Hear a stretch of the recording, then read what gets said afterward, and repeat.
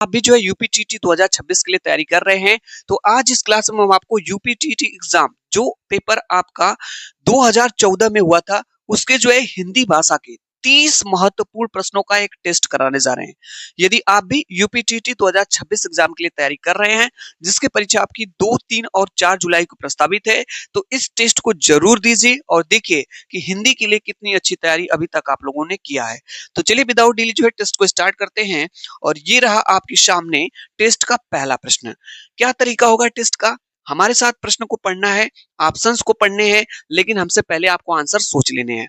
तो ये रहा आपके पास पहला प्रश्न कि संकर शब्द किसे कहते हैं?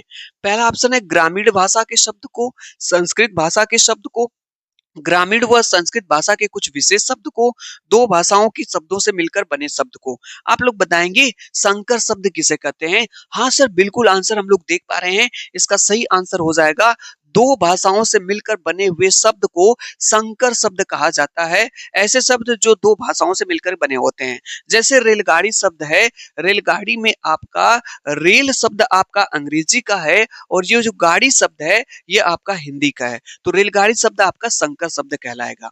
तो संकर शब्द उस शब्द को कहते हैं जो दो लैंग्वेज से मिलकर के बने होते हैं। तो ये लीजिए यूपीटीटी 2014 का अगला प्रश्न है। यदि आप तैयारी कर रहे हैं यूपीटीटी 2026 के लिए, जरूर पूरा टेस्ट दे करके जाइए। चलिए बताइए, हमारे साथ प्रश्न को पढ़िए। सुत शब्द को स्त्रीवाचक बनाने के लिए किस प्रत्यय का प्रयोग होगा? ईय का, ई का, इक का या आ का? पहले आप लोग आंसर सोच लें क्या हो सकता है। यदि आपको सुत शब्द का स्त्रीवाचक बनाना है तो क्या होगा? हाँ सर, बिल्कुल आंसर दिख रहा है। सुत शब्द का जो स्त्रीवाचक शब्द हो जाएगा, यहाँ पे सुता हो जाएगा। इसमें आ प्रत्यय जोड़ेंगे। क्या जोड़ेंगे? आ प्रत्यय जोड़ेंगे। जैसे हमारा सुत शब्द है, जब इसमें आ प्रत्यय जोड़ देंगे, आ प्रत्यय जोड़ देंगे तो हमारा शब्द बन जाएगा सुता। और ये जो सुता शब्द है ये हो जाएगा स्त्रीवाचक शब्द हो जाएगा। तो अब समझ लीजिए प्रत्यय क्या होता है। प्रत्यय ऐसे शब्दांश होते हैं जो किसी शब्द के अंत में लगते हैं। कहाँ पे लगते हैं? अंत में लगते हैं यहाँ पे। तो यहाँ पे देखिए ये जो है यहाँ पे आ प्रत्यय लगा हुआ है। सही आंसर आपका ऑप्शन नंबर डी हो जाएगा। ये लीजिए एक और प्रश्न यूपीटीटी 2014 का हिंदी का। चलिए, क्या प्रश्न है कि नाक का बाल होना मुहावरे का अर्थ है? क्या आप बता सकते हैं नाक का बाल होना मुहावरे का क्या अर्थ है? अधिक समीप होना, कष्ट देना, अधिक प्रिय होना, पालतू होना। हाँ सर, बिल्कुल आंसर हम लोगों को दिख रहा है। नाक का बाल होने का मतलब ये होता है अधिक प्रिय होना, अधिक प्रिय होना। ये सही आंसर आपका हो जाएगा। 30 मिनट में 30 प्रश्नों का टेस्ट हम लोग करने वाले हैं। ये लीजिए अगला प्रश्न और देखता हूं क्या आंसर आप बताते हैं कि अश्व, अश्व का पर्यायवाची शब्द निम्नलिखित में से कौन सा नहीं है? इन चारों में से अश्व का कौन सा पर्यायवाची नहीं है? पहला ऑप्शन है घोड़ा, घोटक, कटक या है। बता सकते हैं आप लोग हैं कौन सा इसमें से अश्व का पर्यायवाची शब्द नहीं है? हाँ सर, बिल्कुल हम लोग को आंसर दिख रहा है सर। कटक जो है ना, कटक, ये जो है घोड़ा का पर्यायवाची नहीं है, सॉरी अश्व का। अश्व का क्या पर्यायवाची है? घोड़ा भी है, घोटक भी है भी है, बाजी भी होता है, तुरंग भी होता है बाजी, तुरंग, घोटक, घोड़ा, रविशुत, सैंधव, ये इनके पर्यायवाची होते हैं, लेकिन कटक इसमें नहीं है। ठीक है, शानदार। ये लीजिए अगला प्रश्न और देखता हूं इसका क्या आंसर आप बताते हैं। प्रश्न हमारे पास है, जो एक स्थान पर टिक कर नहीं रहता, जो एक स्थान पर टिक कर नहीं रहता, वाक्य के लिए एक शब्द कौन सा है इसमें से? अस्थिर है, अडिग है, यायावर है, गतिशील है। उसको क्या कहेंगे जो एक स्थान पे टिक कर नहीं रहता है? बता सकते हैं आंसर आप लोग? हाँ सर, बिल्कुल हम लोग को आंसर दिख रहा है, यायावर हो जाएगा। यायावर का मतलब जो एक स्थान पे टिक कर नहीं रहता है, उसका सही आंसर आपका ये हो जाएगा। यदि आप भी यूपीटीटी एग्जाम के लिए बेहतरीन और शानदार तैयारी करना चाहते हैं, तो प्रतिदिन शाम को 9:30 बजे 9:30 पे विमलेश कोचिंग क्लासेस चैनल को सब्सक्राइब के लिए। चैनल पे आपको लाइव क्लास मिलती है जिसमें हिंदी के टेस्ट, सीडीपी के, ईवीएस के टेस्ट लगातार चल रहे हैं। शाम को 9:30 बजे 9:30 पे लाइव क्लास होती है। उस लाइव टेस्ट से जुड़ करके आप टेस्ट को दे सकते हैं। ठीक है, आप जरूर जुड़िए, अच्छा लगेगा आपको। यहाँ पे देखिए ये रहा आपके पास पहला प्रश्न है। एक बार हमारे कहने से आप हमारे इस क्लास में शाम को जो 9:30 बजे लाइव क्लास होती है 9:30 पे, एक बार आइए, टेस्ट को दीजिए और बहुत ही बेहतरीन तैयारी आपकी सीटेट की हो जाएगी। बस आपको ये करना है कि इस सेशन को आपको ज्वाइन करना पड़ेगा। यहाँ पे है कि बुंदेले हर बोलो के मुंह हमने सुनी कहानी थी, खूब लड़ी मर्दाने वह तो झांसी वाली रानी थी, प्रस्तुत पंक्तियां की रचयिता कौन है? बुंदेले हर बोलों के मुंह हमने सुनी कहानी थी, खूब लड़ी मर्दानी वह तो झांसी वाली रानी थी। इस पंक्ति को आप पढ़े होंगे, पहले की क्लासेस में पढ़े थे। इस पंक्ति को किसने कंपोज किया, क्यों रचयिता हैं? माखनलाल चतुर्वेदी, सुभद्रा कुमारी चौहान, सोहन लाल द्विवेदी, राम नरेश त्रिपाठी। बता सकते हैं इसका आंसर क्या होगा? हाँ सर, सुभद्रा कुमारी चौहान बिल्कुल सही आंसर आप सोच रहे थे, अगर ये सोच रहे थे तो। ये लीजिए आपके पास अगला प्रश्न। ये प्रश्न यूपी टीटी एग्जाम में कई बार पूछा गया और ये ऐसा प्रश्न है हिंदी के हर पेपर में आया जहां पे हिंदी पूछी गई। समास का अर्थ है संक्षेप, विच्छेद, विस्तार, नवीन अर्थ। सोच लें क्या आंसर हो सकता है। समास का अर्थ हो जाएगा, क्या हो जाएगा? हाँ सर, बिल्कुल सोच लिए। समास का जो अर्थ हो जाएगा वो होता है संक्षेप। क्या होता है? संक्षेप होता है। राइट आंसर आपका ये करेक्ट हो जाएगा। ये लीजिए आपके पास अगला प्रश्न 38 नंबर का प्रश्न है। पूछा गया कि भाषा के संबंध में उपचारात्मक शिक्षण का उद्देश्य है। यूपीटीटी एग्जाम में ना जो हिंदी आती है 30 प्रश्न, उसमें लगभग 4 से 5 प्रश्न आपके पेडागोजी के पूछे जाते हैं। जैसे सीटेट एग्जाम में आपकी लगभग आधी पेडागोजी आती है, 30 प्रश्नों में 15 आता है, लेकिन इसमें 4-5 आती है। तो यहाँ पे पूछा ना भाषा के संबंध में उपचारात्मक शिक्षण का उद्देश्य है भाषा प्रयोग संबंधी कठिनाइयों की पहचान तथा उनका निदान, बच्चों को व्यस्त रखना, बच्चों को श्रेणीवार विभक्त करना, बच्चों के त्रुटियों की केवल सूची बनाना। इसका सही आंसर आपको सोच लेना होगा। सीटेट का एग्जाम अभी आप लोग दे करके आए होंगे। इसका राइट आंसर क्या हो जाएगा? अभी जल्दी ही तो दिए हैं 8 फरवरी को। हाँ सर, इसका सही आंसर हो जाएगा ए वाला हो जाएगा। उपचारात्मक शिक्षण क्या होता है? उपचारात्मक शिक्षण का उद्देश्य ही होता है बच्चों के अंदर जो भाषा प्रयोग की संबंधित जो कठिनाइयां आ रही हैं, जो प्रॉब्लम्स हैं, उनकी पहचान करना तथा उनकी निदान करना, वही उपचारात्मक शिक्षण कहलाता है। ऑप्शन नंबर फर्स्ट करेक्ट हो जाएगा। ये लीजिए एक और प्रश्न आपके लिए लेकर के आए हैं 2014 पेपर का, यूपीटीटी का। शानदार प्रश्न। प्रमुख भाषाई कौशल के अंतर्गत इनमें से कौन सा एक नहीं आता है? सुनना, बोलना, हंसना, लिखना। कौन सा इसमें से है जो भाषाई कौशल के अंतर्गत नहीं आता है? सही आंसर आप लोग सोच लिए होंगे। हाँ सर, हंसना नहीं आएगा। देखिए जो भाषाई कौशल होते हैं वो 4 होते हैं। पहले नन्हा मुन्ना बालक सुनना सीखता है, फिर धीरे धीरे बोलना सीखता है, फिर स्कूल जाकर के, विद्यालय जाकर के पढ़ना और लिखना सीख जाता है। तो ये 4 कौशल आपके हैं भाषाई कौशल। ये हंसना नहीं है, ये सही आंसर है। ये गजब का प्रश्न भाई। ये चाहे कोई भी पेपर है, हिंदी जहां पे पूछी गई प्रश्न हर बार आया।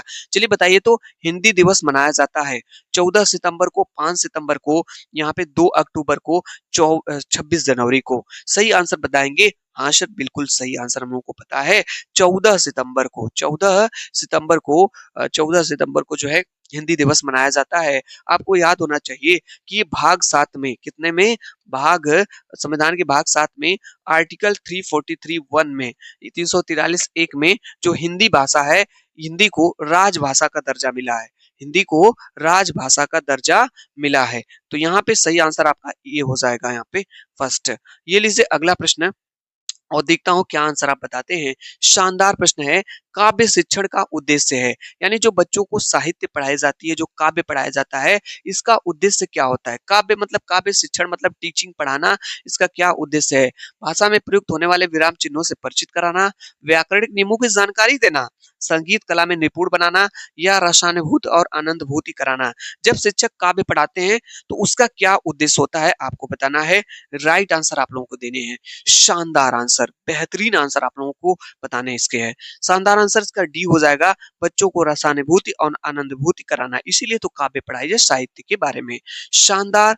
एक प्रश्न और आता हुआ यूपीटीटी का, और देखता हूं कितने प्रश्न सही करते हैं। पूरा कंप्लीट टेस्ट दे करके जाइएगा और 2014 पेपर में देखेंगे कितने प्रश्न आप सही करते। ये यहाँ पे प्रश्न है, निम्न में से किस वाक्य में विशेषण का प्रयोग हुआ है? विशेषण का प्रयोग हुआ है। राम जाता है, सीता फल खाती है, मेरी गाय काली है, जल्दी उठना स्वास्थ्यवर्धक होता है। यहाँ पे बिल्कुल भी समय व्यस्त नहीं करेंगे, आप बताएंगे इसमें किसमें विशेषण का प्रयोग यहाँ पे हुआ है। तो यहाँ पे सही आंसर आपका हो जाएगा, राइट आंसर दिख गया होगा। हाँ सर, मेरी गाय काली है। ऐसा क्यों सर? यहाँ पे जो काली शब्द है, क्या है? काली शब्द है, ये क्या है भाई? विशेषण है। क्या है? विशेषण है। विशेषण क्या शब्द होता है? विशेषण वे शब्द होते हैं जो संज्ञा और सर्वनाम की विशेषता बताते हैं। तो ये गाय शब्द हमारी संज्ञा है, गाय माता जी की संज्ञा है, और इनकी विशेषता है काली है, इसलिए हमारा जो काली शब्द है विशेषण है, इसी में प्रयोग हुआ है। एक और प्रश्न आता हुआ, शानदार प्रश्न यूपीटीटी का, देखता हूँ क्या आंसर बताते हैं।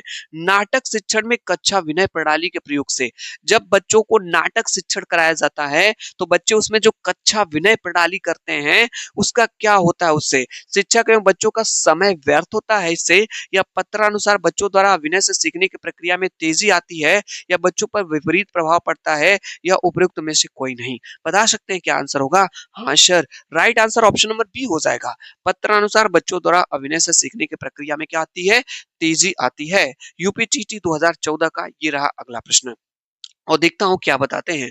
यदि आप 2026 के लिए तैयारी कर रहे हैं तो पूरा टेस्ट जरूर दीजिए। निम्न शब्द में से अधिकरण कारक का प्रयोग हुआ है, किसमें अधिकरण कारक का प्रयोग हुआ है? वाहन, रूढ़, सत्ताधीश, गंगाजल, रेखा चित्र। बताएंगे आप लोग सही आंसर क्या हो जाएगा? हाँ सर, बिल्कुल पता है। ऑप्शन नंबर फर्स्ट करेक्ट हो जाएगा। वाहन रूढ़ का मतलब होता है वाहन पर आरूढ़, वाहन पर आरूढ़। ये जो पर है ये पर अधिकरण कारक में आपका आ जाएगा, यहाँ पे हो जाएगा। एक और प्रश्न रस का आता हुआ, देखता हूँ क्या आंसर आप लोग करते हैं। शानदार प्रश्न, बेहतरीन प्रश्न कि किस रस को रसराज कहा जाता है या रसपति कहा जाता है। कई बार एग्जाम में पूछा गया किस रस को रसराज कहा जाता है कि रसपति कहा जाता है। श्रृंगार रस को, वीर रस को, हास्य रस को, या इनमें से कोई नहीं। चलिए बता दें आप लोग आंसर, किस रस को रसराज कहा जाता है। हाँ सर, बिल्कुल आंसर हम लोग को पता है। यहाँ पे सर श्रृंगार रस को रसराज कहा जाता है। एक और प्रश्न शानदार यहाँ पे 46 नंबर का कि घनानंद को किस युग का कवि माना जाता है। ये घनानंद को जी को किस युग का कवि माना जाता है? क्या आदिकाल का, भक्ति काल का, रीति काल का, या भारतेंदु काल का? प्लीज आंसर आप लोग करेंगे, सोचेंगे मन में क्या आंसर यहाँ पे हो सकता है। राइट आंसर इसका हो जाएगा आपका क्या हो जाएगा? रीति काल का हो जाएगा। हमने कहा ना आपको 30 मिनट में 30 प्रश्न नहीं, 30 मिनट से कम ही में 30 प्रश्नों का आपको टेस्ट करा देंगे। यहाँ पे लीजिए अगला प्रश्न, ये बताइए आप लोग कि आशीर्वाद कैसे लिखा जाता है। ठीक है, यहाँ पे पूछा गया निम्नलिखित में से शुद्ध वर्तनी का चयन कीजिए। आप लोग बताइए इसमें से कौन सा आशीर्वाद सही है। 4 ऑप्शन है ABCD, कौन सा आशीर्वाद है ध्यान से देख लीजिए, कौन सा आशीर्वाद आप इसमें सही लिखा गया है। इसमें जो राइट आंसर आपका हो जाएगा, सही आंसर ऑप्शन नंबर सी, यही वाला आशीर्वाद सही है, ध्यान से देखिएगा। स पे बड़ी ई व और इस पे उड़नतुआ र हो जाएगा, यहाँ पे सी वाला आंसर आपका सही हो जाएगा। एक और प्रश्न यहाँ पे दिख रहा है, को से किस कारक चिन्ह का बोध होता है। यानी जो को है ये किस कारक चिन्ह का बोध कराता है। क्या कर्म कारक का, करण कारक का, संप्रदान कारक का, या अधिकरण कारक का, आप लोगों को बताना है। तो आप पढ़े होंगे कारक, कर्ता ने कर्म को करण से, संप्रदान के लिए अपादान से, संबंध काकी के अधिकरण में पै पर, संबोधन हे ओ अरे। तो आप पढ़े होंगे। तो सर कर्म कारक हो जाएगा, कर्ता ने कर्म को, कर्म को यहाँ पे कर्म यहाँ पे हो जाएगा। बहुत ही बढ़िया, शानदार। एक और प्रश्न आपके पास आता हुआ 49 नंबर का प्रश्न है, शानदार प्रश्न है। सच्चिदानंद हीरानंद वात्स्यायन का उपनाम है, क्या नाम है? हरियोध है, निराला है, अज्ञेय है, गुलेरी है। आप लोगों को बताना है क्या है। तो आप लोग जानते होंगे सच्चिदानंद हीरानंद वात्स्यायन अज्ञेय, सच्चिदानंद हीरानंद वात्स्यायन अज्ञेय। यहाँ पे ये गुलेरी कौन है भाई? ये है हमारे चंद्रभर शर्मा गुलेरी जी हैं, सूर्यकांत त्रिपाठी निराला जी हैं। सबके बारे में आप जानते रहिए। यहाँ पे ऑप्शन नंबर यहाँ पे सी सही हो जाएगा। यहाँ देखिए अगला प्रश्न है, बिहारी का प्रसिद्ध है। बिहारी जी का क्या प्रसिद्ध है बता सकते हैं? क्या कवित्त पसंद है, सवैया, पद, या दोहा है? यूपीटीटी का शानदार प्रश्न है, बिहारी जी का है पसंद है। सर सोच लिया आंसर, सर दोहा पसंद है। क्या पसंद है? दोहा प्रसिद्ध है, पसंद नहीं है, प्रसिद्ध है। ठीक है, यहाँ पे अब आता है आपके पास संधि विच्छेद का क्वेश्चन। संधि विच्छेद का क्वेश्चन देखता हूं क्या आंसर आप करते हैं। यहाँ पे पुनर्जन्म शब्द का संधि विच्छेद है, यानी पुनर्जन्म शब्द का संधि विच्छेद बताना है। संधि का प्रश्न पूछा गया, क्या होगा भाई? पुनः प्लस जन्म होगा, पुनर् प्लस जन्म होगा, पुन प्लस जन्म होगा, या पुनः प्लस आजन्म होगा? बता सकते हैं क्या आंसर होगा? जल्दी से आप लोग सोच लें क्या राइट आंसर इसका हो सकता है। बेहतरीन है, शानदार प्रश्न है। तो इसका जो राइट आंसर हो जाएगा पुनः प्लस क्या हो जाएगा? जन्म हो जाएगा। हम आपको बता दें संधि एक ऐसा टॉपिक है हिंदी का जिससे 2 से 3 प्रश्न आपके यूपी टेट एग्जाम में पूछे जाते हैं। तो देखिए संधि विच्छेद करने का एक तरीका है, उस शब्द को 2-3 बार मन में बोला जाता है और 2 शब्दों में तोड़ने का प्रयास करते हैं और दोनों शब्द आपके सार्थक होने चाहिए। सपोज दैट हमें जैसे पुनर्जन्म का संधि विच्छेद नहीं आ रहा था, तो मन में पुनर्जन्म शब्द को 2-3 बार बोलेंगे, बीच से तोड़ने का प्रयास करेंगे। पुनर्जन्म, पुनर्जन्म, पुनः प्लस क्या हो जाएगा? जन्म, जिसमें पुनः भी शब्द सार्थक शब्द है, जन्म भी सार्थक शब्द है। एक और प्रश्न यहाँ पे आता हुआ, यहाँ पे देखिए, शोक किस रस का अस्थायी भाव है? यानी जो शोक होता है, किस रस का आपको अस्थायी भाव है बताना है। राइट आंसर क्या हो जाएगा आपका यहाँ पे? क्या शांत का है, करुण का है, हास्य का है या वीर का है? आपको बताना है। सही आंसर यहाँ पे क्या हो जाएगा? तो शोक जो हमारा है, ये करुण रस का, किसका? करुण रस का अस्थायी भाव हो जाएगा। एक और प्रश्न यूपीटीटी 2014 का पूछा गया।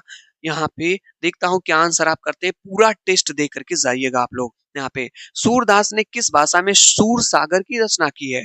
सूरदास ने किस भाषा में सूर सागर की रचना की है? अवधी में, ब्रज में, खड़ी बोली में, राजस्थानी में? आपको बताना है। सही आंसर यहाँ पे क्या हो जाएगा? तो इसका सही आंसर क्या हो जाएगा? अवधी में। किसमें? अवधी में राइट आंसर आपका हो जाएगा। एक और प्रश्न आपके पास आता हुआ, शानदार प्रश्न, बेहतरीन। नेक्स्ट प्रश्न आपका कि दोहा में कितनी मात्राएं होती हैं? 24, 26, 28, 30 बता सकते हैं आप लोग हैं? दोहा में कितनी मात्राएं आपकी होती हैं? कई बार एग्जाम में प्रश्न पूछा गया कि दोहा में कितनी मात्राएं होती हैं। दोहा में आपकी 24 मात्राएं होती हैं। थोड़ा सा दोहा के बारे में जान लीजिए। दोहा के में आपके कितने चरण होते हैं? 4 चरण होते हैं। पहला चरण, दूसरा चरण, तीसरा चरण, चौथा चरण। इन चारों चरण में आपके पहले चरण में 13, दूसरे में 11, ठीक है? फिर उसके बाद पहले में 13, दूसरे में 11, फिर तीसरे में 13, फिर ये। और प्रत्येक चरण में कितनी मात्राएं यहाँ पे? 24 मात्राएं यहाँ पे भी, 24 मात्राएं आपकी यहाँ पे भी होती हैं। इस तरह से हो जाएगा। अगला जो प्रश्न आपके पास है, शानदार प्रश्न है और देखता हूँ इसका आंसर आप क्या बताते हैं। प्रश्न हमारे पास है भाई, प्रश्न पढ़ लीजिए आप लोग। जो अच्छे कुल में उत्पन्न हुआ हो, इस शब्द समूह के लिए एक शब्द क्या हो? यानी जिसका जन्म अच्छे कुल में हुआ हो, उसके लिए जो है कि एक शब्द क्या होगा? कुलीन होगा, समृद्ध, धनी या कृपण होगा? बता सकते हैं? जिसका जन्म अच्छे कुल में हुआ हो, उसके लिए एक शब्द आपको बताना है, क्या हो जाएगा? हाँ सर, कुलीन हो जाएगा। क्या हो जाएगा? कुलीन हो जाएगा, सही आंसर हो जाएगा। ये लीजिए यूपीटीटी का अगला प्रश्न, बहुत ज्यादा इंपॉर्टेंट, कई बार एग्जाम में पूछा गया और ये तो मैं बता दूं 5 से 6 बार परीक्षा में ये प्रश्न पूछा गया यूपीटीटी में। यूपीटीटी की बात छोड़िए, हिंदी का कहाँ भी पेपर, जहां पे भी पेपर होता है प्रश्न आता है। दाता शब्द का स्त्रीलिंग शब्द होगा। दाती, दात्री, दात्री, धात्री। बता दीजिए देख करके कौन सा ऑप्शन सही हो जाए, सोच लीजिए मन में क्या आंसर यहाँ पे सही हो जाएगा। दाता शब्द का यहाँ पे स्त्रीलिंग आपसे पूछा गया है। इसका जो सही आंसर हो जाएगा दात्री हो जाएगा। क्या हो जाएगा? दात्री। ये वाला दात्री आपका सही हो जाएगा। यहाँ पे जैसे अभिनेता पूछा जाता है तो अभिनेता का अभिनेत्री हो जाएगा, नेता का नेत्री होता है। तो इस तरह से बनाते स्त्रीलिंग है यहाँ पे। एक और प्रश्न आपके पास आता हुआ कारक का। कारक का प्रश्न है, शानदार प्रश्न है। देखता हूं क्या आंसर आप बताते हैं। प्रश्न है कि लड़का पेड़ से गिरा में कौन सा कारक है? अपादान कारक, संप्रदान कारक, कर्म कारक या अधिकरण कारक? बता सकते हैं? लड़का पेड़ से गिरा में कौन सा कारक है यहाँ पे? तो कर्ता ने कर्म को करण से, संप्रदान के लिए अपादान से। ठीक है, तो यहाँ पे क्या हो जाएगा? अपादान कारक हो जाएगा, क्योंकि लड़का पेड़ से क्या हो रहा है? से मतलब अलग। जहां पे भी अलगाव का भाव दिखाया जाए वहां पे आपका अपादान कारक होता है। ठीक है, तो यहाँ लड़का पेड़ से गिर रहा है तो मतलब लड़का पेड़ से अलग हो रहा है। तो कर्ता ने कर्म को करण से संप्रदान के लिए अपादान से मतलब अलगाव। तो अपादान से मतलब अलगाव दिखाता है, अपादान कारक। एक और प्रश्न है आप यहाँ पे, पापी में कौन सा विशेषण है? इस वाले शब्द में कौन सा विशेषण? संख्यावाचक विशेषण, सार्वनामिक विशेषण, गुणवाचक विशेषण, परिमाणवाचक विशेषण आपको बताना है। राइट आंसर क्या हो जाएगा? तो पापी शब्द में आपका हो जाएगा सर गुणवाचक विशेषण हो जाएगा। सर बिल्कुल सही आंसर आप लोग सोच रहे होंगे, गुणवाचक विशेषण। ये लीजिए अगला प्रश्न। और यूपीटीटी 2014 का सेकेंड लास्ट क्वेश्चन जो अलंकार का पूछा गया था कि नवल सुंदर श्याम शरीर की सजल नीरद सी कल कांति थी, कौन सा अलंकार है? नवल सुंदर श्याम शरीर की सजल नीरद सी कल कांति थी में कौन सा अलंकार है? उपमा है, रूपक है, श्लेष है, उत्प्रेक्षा है? सोच लिया आंसर? हाँ सर बिल्कुल आंसर दिख रहा है, उपमा अलंकार हो जाएगा। कौन सा अलंकार? उपमा। अंतिम प्रश्न यूपी टेट 2014 का पूछा गया, बीजक किसकी रचना है? सूर की, तुलसी की, कबीर की या जयसिंह की? बताइए, यहाँ पे बीजक किसकी रचना है? तो बीजक जो है आपकी कबीर जी की रचना है। सही आंसर आपका ऑप्शन नंबर सी सही हो जाएगा। तो ये हमने आपको कराया यूपी टीटी 2014 का हिंदी का 30 प्रश्नों का टेस्ट। यदि आप भी यूपी टीटी 2026 के लिए तैयारी कर रहे हैं तो शाम को अगर आप लाइव टेस्ट देना चाहते हैं तो शाम को 9:30 बजे, मैं फिर आपको बता दूं, शाम को 9:30 बजे आपकी लाइव क्लास होती है। लाइव क्लास आप उस क्लास से आप जुड़ करके डेली आप टेस्ट दे सकते हैं। अगर आप पेपर से पहले तक क्लास से जुड़े रहे, लाइव क्लास से, जो लोग लाइव क्लास से भी जुड़े हैं ना, उनकी बेहतरीन तैयारी हो जाएगी, बहुत ही शानदार। यूपीटीटी में 120-30 प्लस आराम से आप स्कोर कर सकते हैं, क्योंकि मैं अभी तो आपको 2011 से लेकर के 2021 तक का तो अभी इसमें पेपर करा रहा हूँ। लाइव क्लास में मैंने खत्म कर दिया पेपर, ठीक है, वहां पे पेपर मैंने करा करके खत्म कर दिया है। अब क्लासेस टेस्ट हो रहा है, प्रैक्टिस सेट वहां पे हम आपको करा रहे हैं। तो अगर आप बेहतरीन तैयारी करना चाहते हैं तो हमारे इस चैनल से, जो हमारा इस चैनल है, नहीं पता है तो आप जान लीजिए, विमलेश कोचिंग क्लासेस, यूट्यूब पे जाइए आप, विमलेश कोचिंग क्लासेस, इस चैनल को आप सब्सक्राइब कर लीजिए। और जब भी आपको समय मिले, सुबह शाम दोपहर रात में अगर आपको समय मिले, तो ये जो क्लास आपको रिकॉर्डेड क्लास मैथ के लिए भी, अभी मैथ की भी क्लास आपको मिली है। मैथ के लिए मैं आपको बता दूं, यहाँ पे एक बार मैं आपको बता दे रहा हूँ, मैथ की क्लास जो है, अगर आप मैथ में यूपी टेट में मैथ में पेपर फर्स्ट में 30 के 30 प्रश्न मैथ में सही करना चाहते हैं, चाहे आपकी गणित कितनी भी कमजोर हो, तो सुबह में 10 बजे आपको क्लास मिलती है। मॉर्निंग में, सुबह में आपको 10 बजे क्लास मिलती है। चाहे तो आप उस क्लास को उस टाइम, अगर आपको समय है तो आप देख सकते हैं। अगर समय नहीं है, अगर आपके पास समय नहीं है, तो आप जब आपको समय मिले, प्लेलिस्ट वाले कॉलम में जाइएगा, विमलेश कोचिंग क्लासेस चैनल पे प्लेलिस्ट वाले कॉलम में UP TET math, UP TET UP TET 2026 math paper first, math paper first के नाम से प्लेलिस्ट होगी, इस नाम से प्लेलिस्ट होगी। वहां पे आपको सभी क्लास सीक्वेंस वाइज 2011 का से लेकर के 2021 तक के पूरा पेपर मिलने वाले हैं। ठीक है, अभी उस पे एक दो क्लास ही हमने अपलोड किया है, मिल जाएगी आपको। और अगर आप समय है, अगर आपको शाम को रात को समय है 9:30 बजे से, तो आप लाइव क्लास से जुड़ जाइए। बाकी सुबह में मैथ के लिए आप जो है प्लेलिस्ट वाले कॉलम को आप देख सकते हैं। तो क्लास देखने के लिए आप लोगों का बहुत बहुत धन्यवाद। Thank you so much. यदि ये क्लास अच्छी लगी हो तो वीडियो को लाइक कर लीजिएगा, चैनल को हाइप कर लीजिएगा, ठीक है। और हाइप करने का मतलब है, हाइप तो करना अगर आप जानते हैं तो जरूर हाइप कर लीजिएगा। और क्लास देखने के आप लोगों का मेनी मेनी थैंक्स, बहुत बहुत धन्यवाद। थैंक यू सो मच, आपने मुझे इतना समय आप दिया।